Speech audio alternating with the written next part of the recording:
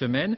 Et vous le savez, c'est justement en Floride que s'était jouée l'élection, il y a 4 ans, avec un énorme cafouillage dans le dépouillement des suffrages. Question, l'organisation du vote a-t-elle été modernisée? Réponse, oui, mais un rapport commandé par le gouvernement américain vient de révéler que les problèmes ne sont pas tous réglés, loin de là. Pascal Golomer, Tristan Lebras.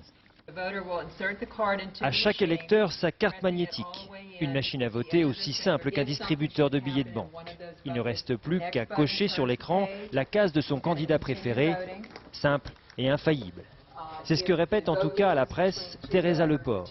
C'est elle qui, en tant que responsable élue des opérations de vote du comté de Palm Beach, a sélectionné cette technologie. Plus rien à voir avec ces cartes perforées devenues tristement célèbres en 2000. Lorsque les scrutateurs de Palm Beach examinèrent jour et nuit les bulletins litigieux. 29 000 d'entre eux avaient été finalement annulés.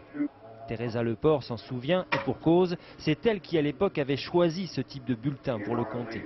Les démocrates l'ont désigné responsable du fiasco qui, d'après eux, a privé Al Gore de la victoire en Floride. Aujourd'hui, elle promet que tout se passera bien. Au cours de ces 3 dernières années, nous avons mené avec ces machines une centaine d'élections locales. Et les seules erreurs que nous avons eues, c'était des erreurs humaines.